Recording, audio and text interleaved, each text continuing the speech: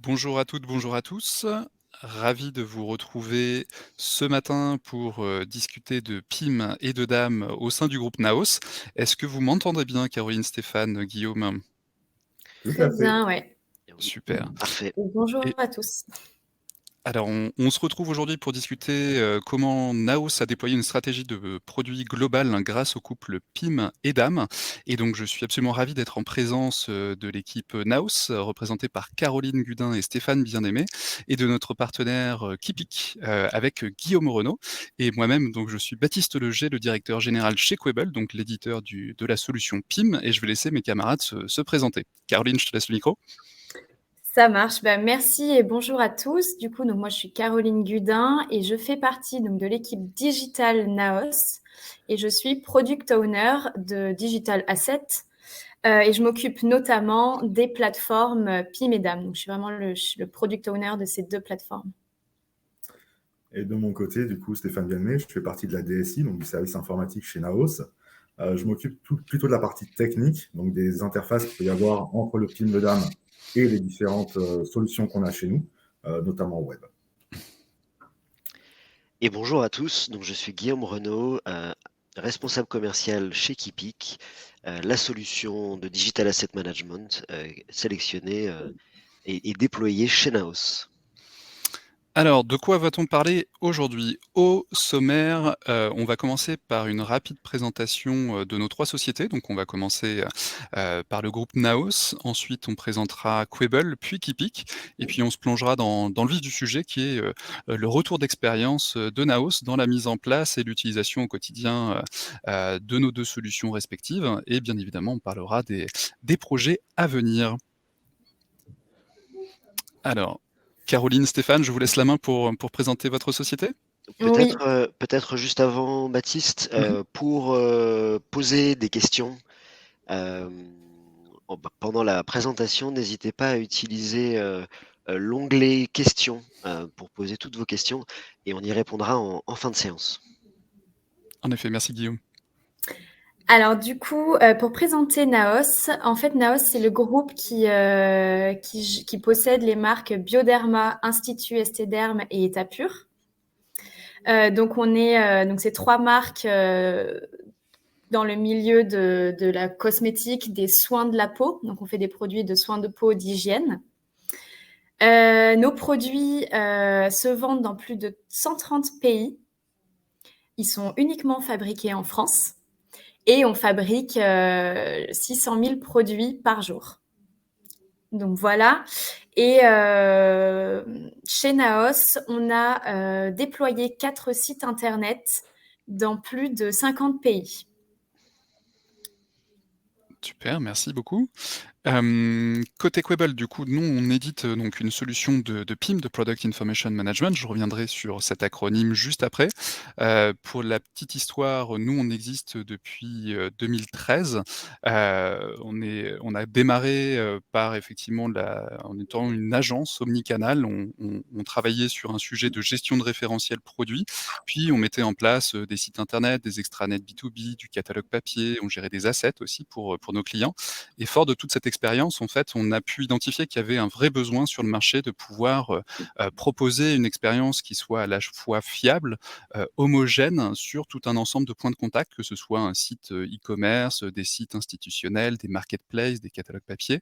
Et à chaque fois, le nerf de la guerre, c'était vraiment le référentiel produit. Donc, on s'est attelé à la tâche et à partir de 2016, on a lancé notre produit, Quable PIM. Et donc, on est absolument ravis aujourd'hui de compter plus de 250 marques clientes dans 3 principaux domaines d'activité, la mode et la beauté, le secteur industriel et l'agroalimentaire. Et notre solution aujourd'hui est utilisée par plus de 10 000 utilisateurs dans le monde, puisqu'on est déployé dans plus de 85 pays. En termes de fonctionnalités, nous, ce qu'on propose, en fait, c'est une plateforme de marketing produit 3 en 1 qui permet vraiment d'accélérer le commerce, l'omnicanalité, comment facilement accroître sa surface de chalandise, qu'elle soit physique ou digitale, mais aussi comment voilà, s'internationaliser plus facilement. Et ça a été justement un des éléments prégnants dans le projet de Naos. Donc dans notre plateforme, aujourd'hui, on propose un PIM, qui est vraiment un outil, donc Product Information Manager, qui vise à collecter l'ensemble des données produits qui sont généralement disséminés aux quatre coins de l'entreprise, que ce soit dans des fichiers Excel, dans des dossiers en réseau, des sources de données tierces par exemple, et de pouvoir collecter, centraliser toute cette donnée dans une plateforme qui est ergonomique, collaborative, pour faciliter l'enrichissement des utilisateurs, que ce soit les équipes marketing, digital, e-commerce, traducteurs, etc., autour d'une plateforme commune, et puis ensuite automatiser le processus de diffusion de ces informations produits vers les différentes plateformes de nos clients. Ensuite, on intègre aussi une brique DAM, qui permet de collecter, stocker l'ensemble des visuels s'afférents au produit, et c'est en cela que c'est une première base de départ pour pouvoir gérer des assets, et justement tout le jeu de notre partenariat avec Keepic, c'est d'apporter une expérience supplémentaire en termes de gestion, de la médiathèque, depuis notre plateforme. Et enfin, on propose aussi un portail de marque qui est un catalogue en ligne, en fait, qui permet d'être un véritable showroom de tous vos produits, de tous vos assets pour vos clients, pour des distributeurs, des partenaires, des agences de presse qui ont besoin à un moment donné d'avoir une lecture claire et précise de qu'est-ce qu'est mon référentiel de produits en tant qu'entreprise commercialisant des produits de soins, ou autres. Voilà, un petit peu pour la présentation de Quable. Je vais passer la main à Guillaume pour la présentation de Keepic. Merci Baptiste. Alors Keepic, éditeur de Digital Asset Management, donc d'une plateforme de Digital Asset Management, de gestion des contenus numériques au sein des entreprises, leader français sur ce secteur depuis 2016, société qui a été créée en 2008, qui aujourd'hui compte un petit peu plus de 350 clients dans le monde. On est 67 collaborateurs et basé sur 2 agences, une agence parisienne et une agence rennaise, où on a un ancrage breton, d'où la marinière aujourd'hui. Et Keepic réalise une croissance assez soutenue depuis de nombreuses années, avec notamment de très belles références dans le secteur donc des cosmétiques, avec Naos aujourd'hui, mais également avec le groupe Rocher par exemple, et on est également assez présent dans l'industrie, dans le BTP, et dans le retail au sens large. Quand on parle donc de digital asset management, et Baptiste vient de le mentionner à l'instant, on parle de plusieurs types de contenus, et donc c'est vrai que la plateforme Keepic aujourd'hui s'adresse à et est capable d'adresser justement tous les besoins et tous les types de contenus, que ce soit donc les contenus produits qu'on a mentionnés et qui font forcément partie du projet Naos qu'on va vous présenter juste après, mais également en fait l'ensemble des types de contenus, donc notamment la partie marketing, toutes les campagnes marketing qui doivent être diffusées, disséminées et distribuées auprès des différents marchés. Également tous les aspects de brand management, donc tous les aspects autour des logos, des chartes graphiques. Et enfin, tous les aspects autour du patrimoine de l'entreprise. Et donc ça, on retrouve de plus en plus ces 4 grandes dominantes dans des projets de digital asset management, ce qui fait effectivement toute la force d'un outil comme celui de Keepic. Et donc Keepic, c'est quoi et ça sert à quoi? Concrètement, on le décompose en 3 grandes étapes. D'abord, toute la partie de collecte, comment on va venir enrichir, on va venir centraliser, on va venir organiser en fait l'ensemble des contenus médias au sein d'une entreprise, souvent disséminés sur des serveurs dans différentes bases de données. Donc là, l'idée, c'est effectivement de pouvoir faciliter comme ça cette centralisation et cette collecte. Puis tout le travail d'enrichissement et donc comment travailler autour des médias avec des outils collaboratifs, pouvoir justement également les enrichir au travers d'une connexion avec le PIM Quable. Et enfin, bien sûr, toute la logique derrière de pouvoir disséminer et diffuser très facilement dans son écosystème de solutions et d'outils les différents médias, et donc au travers notamment de connecteurs, au travers de plugins, au travers d'export facilement paramétrables qui permettent de disséminer comme ça les médias tout autour des différents outils de l'écosystème de nos clients. Et ben c'est tout pour la présentation de Kipik. Et donc on va passer au premier sujet que je vais introduire, donc les problématiques de Naos avant la mise en place du PIM et du DAM. Donc, je vais laisser la main à Caroline et Stéphane. Alors du coup, nous, nos problématiques avant qu'on mette en place les solutions de PIM et de DAM. Donc pour la partie information produit, on n'avait aucun outil pour gérer nos informations produits.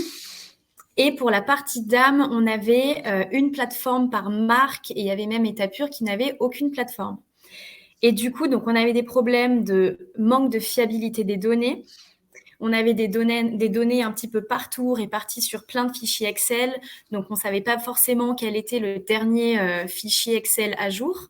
D'ailleurs, du coup, on perdait du temps pour trouver la bonne information, pour trouver déjà l'information qu'on cherche, mais en plus, l'information la plus à jour. Et ensuite, enfin, on avait des différences de contenu. Forcément, sur nos outils, on pouvait avoir des différences de contenu. Sur les sites Internet, entre différents pays, on pouvait avoir des contenus différents parce que les sites Internet n'étaient pas forcément mis à jour. Donc, voilà toutes les problématiques qu'on avait. Là-dessus, effectivement, on avait quand même pas mal de soucis sur la partie en transformation digitale. On se retrouve avec beaucoup d'assets, beaucoup de fichiers qui sont sur des réseaux, parfois des réseaux privés au niveau des filiales, auxquels nous, on n'a pas accès. À l'inverse, même si on essaye de donner un maximum d'informations aux filiales, elles ne sont pas toujours à jour, et c'est du coup des manquements derrière qui peuvent arriver, notamment sur la liste des ingrédients, qui sont un problème d'un point de vue réglementaire assez important. Donc là, l'intérêt d'apporter finalement un PIM et un DAM, c'est de s'assurer que tout le monde ait le même niveau d'information à un même moment, et s'assurer aussi qu'on mette en place un workflow qui soit associé à la mise en place de l'information et au suivi de l'information. Super, merci Caroline, merci Stéphane. Et alors donc du coup, quel a été le processus de réflexion, le chemin justement qui a conduit le groupe à choisir un couple PIM-DAM pour justement porter votre stratégie produit globale? Alors déjà, du coup, pour répondre aux problématiques qu'on a mentionnées plus tôt, on savait qu'on avait besoin d'un outil pour gérer nos informations produits et nos médias. Donc, très facilement, est venue l'idée d'avoir une solution PIM-DAM. Donc, au début, on voulait une seule solution PIM-DAM. Et on voulait absolument, très important, une seule plateforme pour le groupe. Donc vraiment une plateforme pour, je vais dire, nos 4 marques, parce qu'on va dire que Naos est aussi une marque, parce que Naos crée du contenu un peu plus corporate pour le groupe. Donc il nous fallait vraiment cette plateforme.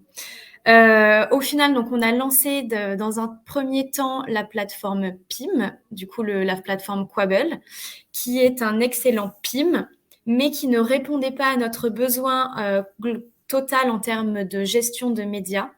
Et du coup, on avait besoin d'une plateforme qui fasse vraiment, qui soit expert DAM. Et c'est pour ça qu'on a lancé aussi le DAM derrière. Là-dessus, j'aurais rien à rajouter. Et donc, pourquoi avoir choisi Quabble et pourquoi avoir choisi Kipik? Quels ont été un peu les facteurs déterminants? Alors déjà, les 2 plateformes ont été choisies suite à des appels d'offres. Alors, je pourrais pas trop vous parler du choix de Quabble parce que je suis arrivée juste après qu'on ait choisi la plateforme. Mais en tout cas, pour les 2 plateformes, c'est comme ça qu'on a procédé. On a choisi les 2 plateformes qui répondaient au mieux à notre cahier des charges. Donc, je pourrais pas dire mieux. Alors, malheureusement, effectivement, de mon côté aussi, je suis arrivé relativement récemment sur le projet, donc j'ai pas tout l'historique de l'appel d'offres, du choix et de tout ce qui s'en découle du coup. En revanche, il me semble que le côté typique, c'est aussi Quabble qui avait poussé un peu à cette... Oui, c'est vrai qu'on nous avait recommandé. À ce partenariat, sur lequel d'ailleurs pour l'instant on est très content. Mais en tout cas, il y avait une volonté de faire une connexion entre Quabble et Kipik et on s'est laissé embarquer et on est encore une fois très heureux. Donc, voilà, j'aurais pas forcément tout l'historique et Caroline non plus sur le choix de Quabble et de Kipik. Donc Là, aujourd'hui, on ne va pas vous donner toutes ces informations. Oui, et juste, si je peux rajouter, il y avait un critère qui était primordial pour nous. Il nous fallait absolument 2 plateformes qui sachent gérer le multi-pays, en fait, le côté international, parce qu'on est du coup une entreprise avec 40 pays filiales, donc c'était super important que les plateformes soient capables de gérer ça. Avec les logiques de multilangue, notamment qu'on peut avoir par exemple en Belgique ou ce genre de pays où il y a parfois même plusieurs langues dans le pays, ça peut être parfois compliqué. On avait besoin de plateformes qui permettent de gérer ça aussi au niveau local.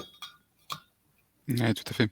Et nous avions déjà commencé à développer un partenariat assez fort avec Kipik, au début et effectivement le PIM a été mis en place, en premier lieu et je crois qu'il s'est passé peut-être une année et demie avant que le projet, DAM ne voit le jour et au moment de l'appel d'offres, effectivement, il y a eu tout un benchmark qui a été réalisé par les équipes, Naos, et effectivement, le partenariat que l'on portait avec Kipik a aussi, su faire la différence, je pense, dans le choix pour des facilités, de simplicité justement de synchronisation entre nos plateformes. Parfait, merci. On va passer à la prochaine question.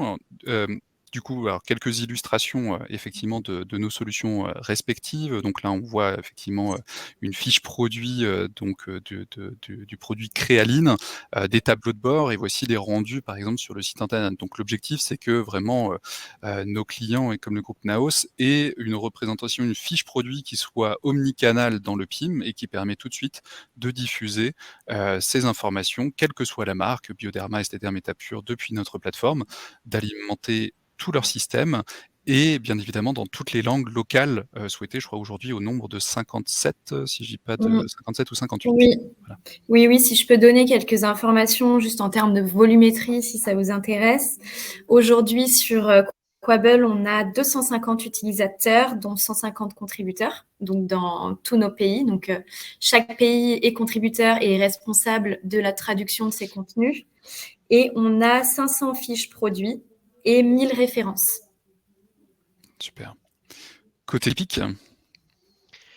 Alors côté Kipik, il y a 2 enjeux autour des médias. Il y a une partie qui va être justement la mise à disposition au travers d'un portail que vous voyez juste sous les yeux des différents contenus médias pour les différents marchés. Donc là, l'objectif, c'est que chaque pays puisse accéder aux dernières campagnes marketing, aux derniers toolbox ou digital toolkit pour pouvoir récupérer ces contenus, les localiser et les exploiter sur son territoire. Donc il y a vraiment cet aspect de mise à disposition des contenus auprès des différents marchés et sur les aspects plutôt e-commerce et la synchronisation avec Wabble. Donc on a une synchronisation quotidienne qui permet justement d'envoyer les différentes URL des médias au PIM et c'est bien le PIM Wabble qui va concentrer et consolider justement les données produits, les différents contenus médias et notamment les différents visuels produits pour après derrière aller les pousser directement sur les différents sites e-commerce de Naos à travers le monde. Voilà. Et du coup, si ça vous intéresse l'info volumétrie, sur Kipik, on a 900 utilisateurs, pareil, dans le monde entier, avec 120 contributeurs. Et on a 20 000 assets aujourd'hui dans le DAM. Voilà. Super. Merci beaucoup. Et alors du coup, comment se sont déroulées justement les adoptions des 2 plateformes? Alors, du coup, la mise en place de nouveaux outils et le fait de changer les méthodes de travail, c'est jamais évident à mettre en place. Donc forcément, il y a eu pas un rejet, mais il y a eu des personnes qu'il fallait pousser, qu'il a fallu aller chercher et leur démontrer les bénéfices des plateformes qu'ils allaient gagner. Là où ça a été compliqué, c'est que pour la mise en place en fait des 2 plateformes, il y a une énorme partie d'initialisation de la donnée. Et en fait, toutes les personnes qui ont participé à cette initialisation de la donnée voyaient déjà d'un mauvais œil ces plateformes avant même qu'elles y aient accès. elles ne pouvaient plus les voir en peinture parce qu'elles avaient déjà fourni un énorme effort sur ces plateformes. Donc voilà, il y a un gros travail de change management pour la mise en place de ces projets. Après, à savoir, donc déjà, les personnes qui n'ont pas travaillé sur la phase d'initialisation ont directement adopté les plateformes et ont directement vu les bénéfices. Et quoi qu'il arrive, à la fin, au bout d'un moment, quand même, tous les utilisateurs voient quand même les bénéfices qu'apportent ces deux plateformes comparés à ce qu'ils avaient avant. Il faut bien aussi avoir en tête que chez Naos, avant l'arrivée de Pim et Dam, sur la partie marketing, on avait beaucoup de fichiers Excel et des personnes qui, pendant 5 ans, 10 ans, travaillaient sur des fichiers Excel. Demain, vous arrivez en leur disant, au fait, on va changer vos processus et vos procédures. Forcément, vous aurez dans un premier temps un rejet. Et c'est là où Caroline a fait un énorme travail de change management, d'acceptation du changement, pour le coup, auprès des équipes, notamment marketing, mais pas que, pour leur expliquer effectivement tous les bienfaits qui étaient liés à ces outils, notamment le fait de ne pas recevoir, je ne sais pas, moi, 200 mails chaque semaine par les pays qui me disent où s'en est mon information, où est mon packshot, où est telle ou telle information sur le produit. Donc là, quand ils ont commencé à voir finalement la charge que ça leur retirait, ils ont été de plus en plus enclins à utiliser les outils dans leur quotidien. Mais ça ne s'est pas fait du jour au lendemain, pardon, et forcément, ça a pris un peu de temps. Effectivement, merci Caroline, merci Stéphane. C'est vraiment ce qu'on retrouve sur chacun de nos projets, c'est comment faire basculer des équipes qui travaillent en silo sur des fichiers Excel, qui ont leurs petites habitudes, et effectivement de basculer sur des plateformes où finalement chacun va bénéficier du travail de l'autre, et surtout qu'il y a une vraie continuité, une vraie fluidification du process d'enrichissement et de diffusion. En tout cas, à notre échelle, chez Coel, on met en place un maximum de choses justement pour faciliter cette adoption, aussi bien pendant la phase projet que en mode run, avec justement l'intégration d'outils de tutoriels, par exemple, de vidéos tutoriels, d'un centre de ressources qui est directement accessible depuis la plateforme, d'avoir des petites infobulles d'aide un peu partout dans notre solution, justement pour guider les utilisateurs pas à pas, au-delà de la plateforme qui est intuitive dès le départ. C'est toujours important pour justement susciter l'adhésion, l'intérêt et surtout la régularité de connexion et de contribution des utilisateurs dans la plateforme. Et moi, je rajouterais que sur les aspects mis en place, effectivement, toute la phase de projet et d'initialisation, finalement, un aspect fondamental, c'est de venir intégrer en fait les équipes métiers tout de suite dans les ateliers, dans les workshops, pour leur poser la question et construire l'outil avec eux. C'est des outils qui sont des outils en SaaS, intégralement paramétrables. Chaque outil, finalement, va être différent pour les différents clients.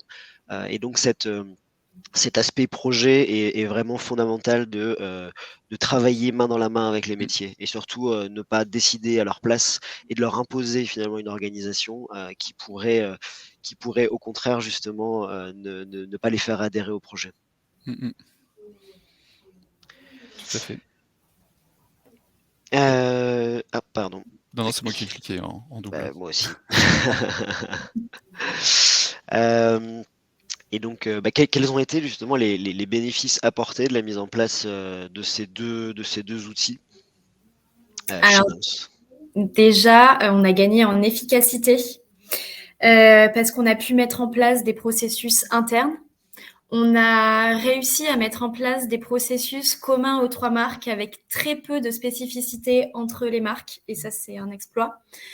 On a du coup, grâce à cet outil, en fait, on a vraiment gagné en productivité. On a maintenant des infos à jour et validées, véridiques. On sait où les trouver. Maintenant, vraiment, en interne, chez Naos, on sait que si on cherche de l'infoproduit ou si on cherche un média, on va aller chercher soit dans le PIM, soit dans le DAM. Donc, on a vraiment gagné là-dessus. Et après, du coup, l'autre bénéfice, c'est qu'on a pu déployer, du coup, nos 4 sites. Enfin, 4 sites. Donc, le site Bioderma, le site Institut STDerm, le site Étapure et aussi un site Ask Naos qui nous donne de l'information sur la formule de nos produits. Donc, on a pu déployer ces 4 sites dans le monde entier de façon assez standardisée, de façon omnicanale. grâce à l'API standardisée, je vais dire grâce aux connexions standardisées que proposent les plateformes de PIM et de DAM. Et juste dernière information du coup sur comment on fonctionne aujourd'hui. En fait, aujourd'hui, notre PIM est connecté à nos sites internet donc et envoie les informations produits et les médias. Et en fait, les médias sont d'abord chargés dans le DAM. Donc en fait, on est vraiment tout est interconnecté. On met les médias dans le DAM, qui les envoie sur le PIM, et le PIM ensuite envoie médias et informations produits sur les sites internet. Et donc comme ça nous permet de déployer de façon très facile les sites dans plein de pays. C'était d'ailleurs une des questions de Kathleen Bonnet. Les flux entre Kipik et Quabble sont dans quel sens? Donc il y a bien la synchronisation se fait bien dans les deux sens entre les deux outils. Donc il y a bien le DAM qui est le référentiel sur la partie média qui va aller pousser les assets et les médias directement dans Quabble.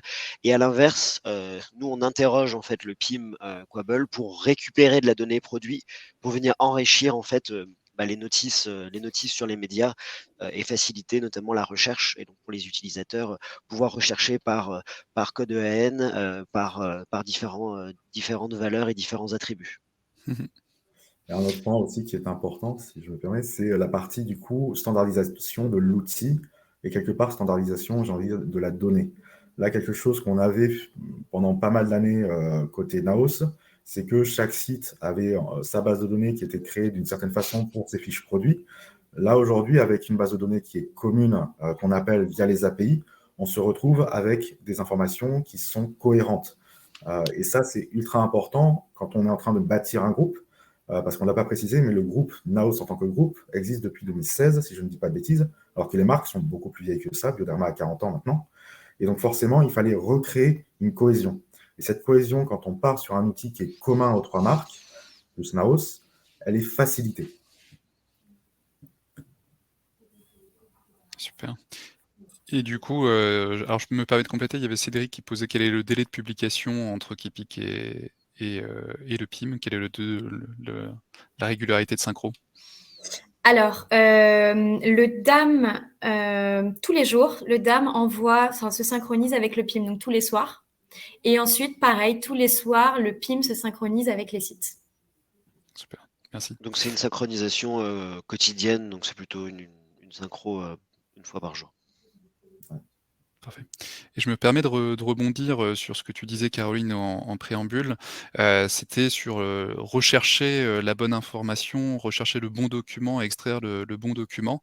Je pourrais ajouter donc dans l'email de suivi de ce webinaire, il y a une étude qui a été faite par IDC et l'AIM il y a quelques années, il y a 3-4 ans, qui met en exergue justement ça, c'est quel est le temps passé par chaque collaborateur dans une entreprise pour ne serait-ce que rechercher la bonne information. Alors c'est une étude qui est très généraliste puisqu'on va parler de data client, de data logistique, de données produits.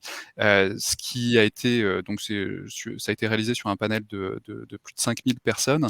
C'est 20% du temps, c'est-à-dire une journée par semaine est consacrée à la recherche et à l'extraction du bon document, de la bonne information. Ça paraît assez dingue, mais du coup c'est effectivement ce que va vous permettre justement le couple PIM plus DAM, c'est justement d'avoir une donnée centralisée, homogène, et donc dès qu'un utilisateur, un contributeur ou un tiers a besoin d'aller collecter de l'information, rechercher de l'information, elle est disponible tout de suite en temps réel.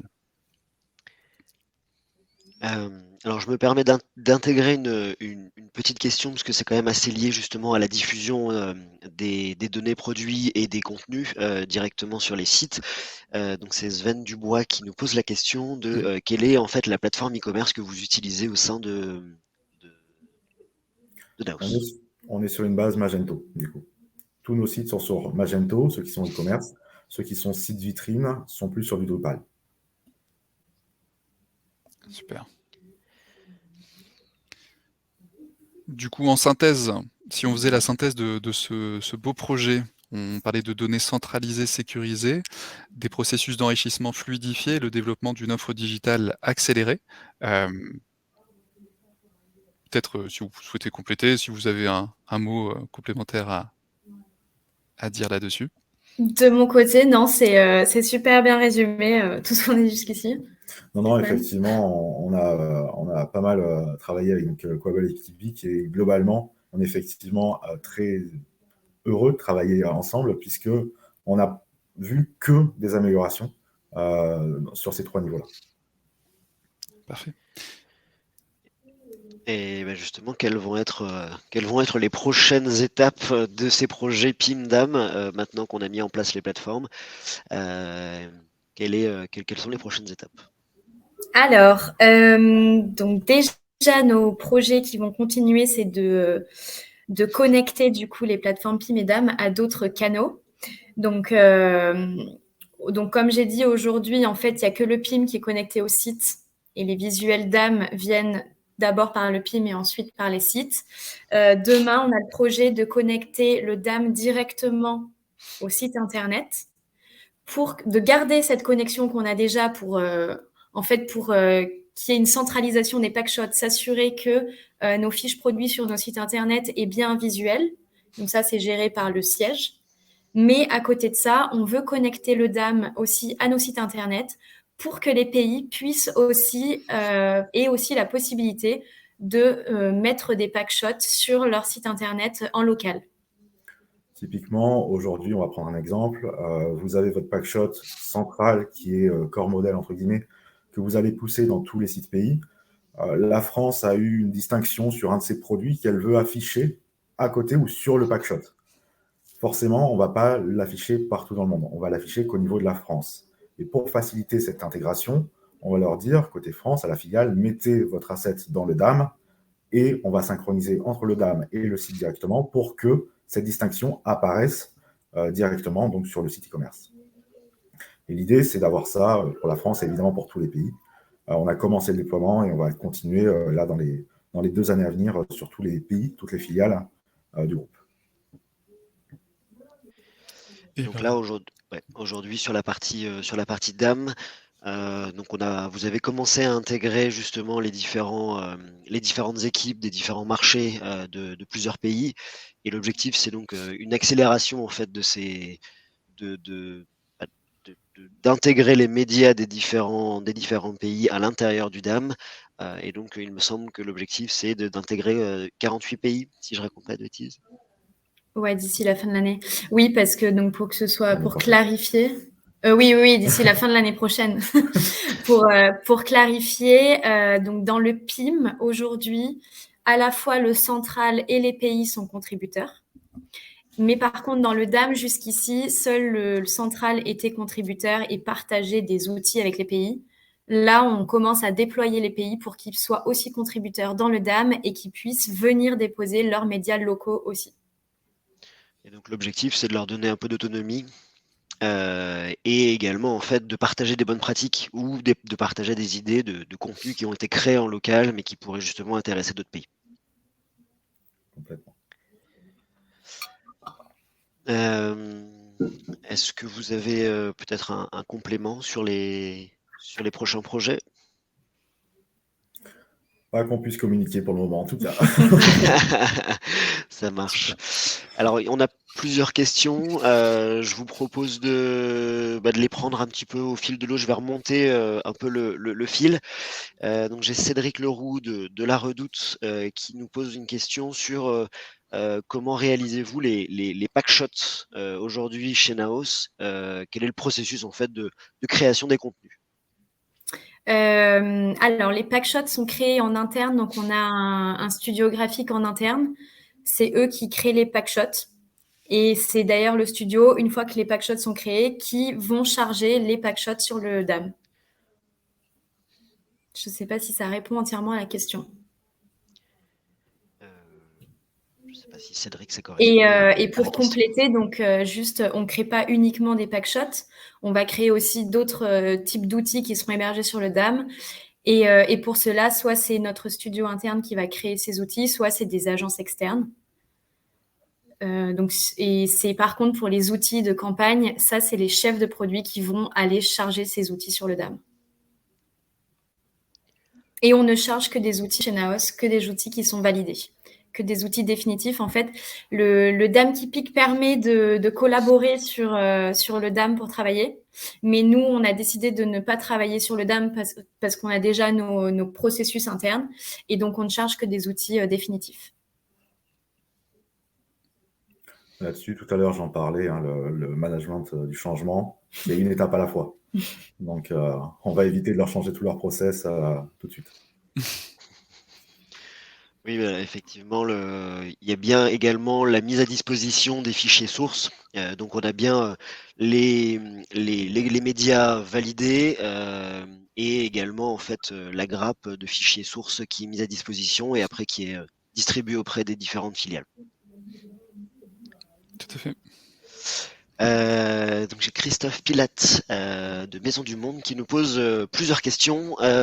Donc il y a une offre Black Friday en ce moment sur Keepic et Quabble.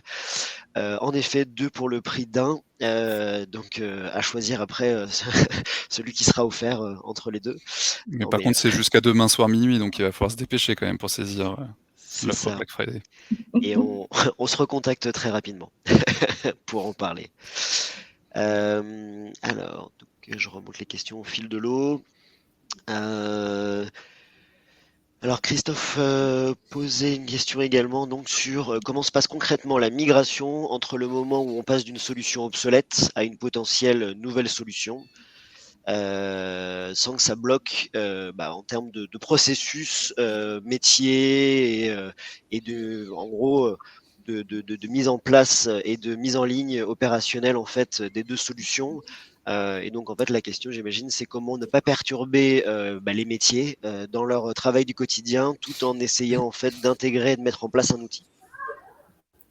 Là-dessus, du coup, en fait, on est parti sur une refonte de site web, le site Bioderma notamment, qui a beaucoup porté, du coup, donc le projet XCare, que du coup a été porté par Quabble en partie. Globalement, on s'est retrouvé avec un site web qui était vieux. Enfin, ça devait faire 8 ans qu'il n'avait pas été refondu, remis à jour. Pour du web, vous savez que c'est énorme. Et on a profité du coup de cette intégration d'outils Quabble pour à la fois relancer le site web, mais aussi intégrer ces nouveaux process.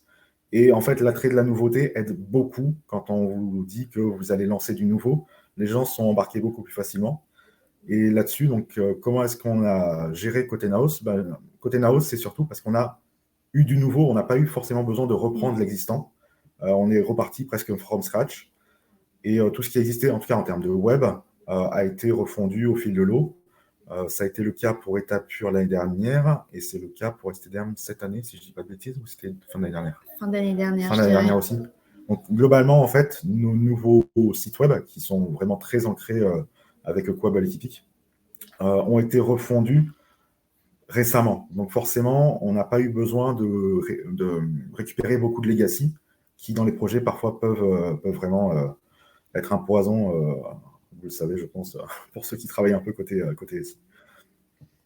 Après, pour compléter, nous, généralement, ce qu'on propose dans les phases, parce qu'il y a la phase effectivement d'atelier et de paramétrage qui se fait conjointement. Dans les ateliers, en fait, on va plutôt travailler en direct avec les porteurs de projets, donc généralement 1 ou 2 référents techniques et métiers, donc qui seraient, par exemple ici, la personne de Caroline et de Stéphane. Et ensuite derrière, une fois qu'on met en place ces ateliers, c'est justement de ne pas venir gripper tout le travail quotidien des métiers. C'est plutôt de les faire participer sur des ateliers clés où on a vraiment besoin de challenger les sujets qu'on a pu évoquer, qu'on a pu conceptualiser au préalable, et de s'assurer que c'est bien en lien avec leur quotidien. Donc c'est plutôt de positionner des ateliers avec quelques utilisateurs clés.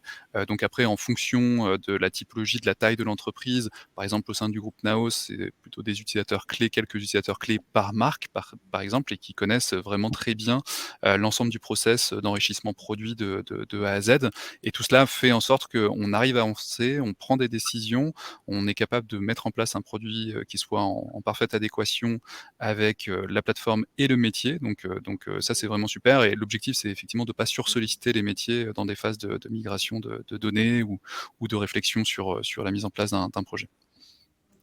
Je rajouterais aussi que l'un des points qui a aussi permis et facilité l'adoption, c'est que d'un point de vue direction chez Naos, on a eu de nombreux sponsors qui se sont sentis impliqués dans le projet. Donc chez nous, les sponsors, ce sont les directeurs de marque notamment, et qui n'ont pas vu d'un mauvais œil l'arrivée d'une nouvelle procédure ou de nouveaux process. Parfois, il peut y avoir au sein même de la direction des personnes qui vont voir ces nouveaux outils d'un mauvais œil. On a eu beaucoup de chance chez Naos d'avoir eu vraiment un board qui a accompagné le projet et qui était volontaire sur le projet. Et ce board, il était constitué de quelles équipes et de quelles... Alors, les sponsors du projet à la base, donc en fait, les projets DAM et PIM ont été portés par la marque Bioderma parce que c'est vraiment la plus grosse marque du groupe. Donc, les sponsors, on avait directeur de marque Bioderma, on avait directeur DSI. Forcément. Et ensuite, récemment, directeur digital. Par contre, on avait dans tous les cas les facilitateurs qui étaient nos directeurs de marque, donc Etapure et STVM, qui ont dans tous les cas infusé le message en disant c'est l'outil. Certes, ils n'étaient pas sponsors dans le sens où ils n'étaient pas responsables de l'intégration, mais vraiment, ils se sont tous soudés pour faire passer le message de mettez en place cet outil, ça va vous servir. Très clair. On a alors sur un autre sujet qui est plutôt le sujet du packaging. Donc on a plusieurs questions sur ce sujet-là. Donc comment Naos aujourd'hui fait le lien entre le PIM-DAM et toute la partie BAT packaging et notamment leur relation avec les imprimeurs et les photograveurs. Voilà. Je suis pas sûre de... Non, en fait, cette partie-là aujourd'hui est gérée côté studio à Lyon pour Bioderma et par les équipes directement des studios. Donc, elles ne passent pas aujourd'hui par le DAM pour envoyer leurs assets. Ce qui fait qu'on se retrouve avec des mails dans lesquels il y a des packs, parce que je suis en copie de ces mails qui font des mégas et ma boîte mail les remercie. Mais aujourd'hui, on l'utilise en tout cas pas assez. Là, pour le coup, l'intégration du DAM est relativement récente chez Naos. Et ça fait partie des points qu'il va falloir tacler assez rapidement parce qu'effectivement, l'avantage du DAM, c'est de pouvoir aussi partager facilement ce qu'on appelle des paniers chez Kipik auprès des différents partenaires. Donc ça, aujourd'hui, ce n'est pas en place. Et dans ce cas-là, il va falloir qu'on travaille un peu avec le studio. Oui, alors c'est pas en place pour la partie du coup pack BAT packaging. Mais par contre, en fait, aujourd'hui, dans le DAM, donc forcément en interne, tout le monde y a accès, mais on peut aussi ouvrir des accès aux agences externes. Donc des agences qui travaillent de façon récurrente avec nos filiales. Ils peuvent avoir accès au DAM pour venir en autonomie chercher les outils de campagne qui les intéressent. Et s'il y a des besoins plus ponctuels, comme Stéphane en a parlé, on a la possibilité de faire des paniers. Donc, ça fonctionne comme un WeTransfer. Et du coup, donc, un utilisateur du DAM peut créer un panier, envoyer un lien à la personne qui a besoin de récupérer des outils qui sont directement dans le DAM. Super. Oui. Il y a effectivement, alors je compléterai juste, il y a effectivement des outils collaboratifs à l'intérieur du DAM. Donc le panier fait partie de ces outils collaboratifs. On a également des tableaux Kanban qui permettent effectivement de travailler avec des étapes de travail, avec l'interne et avec l'externe.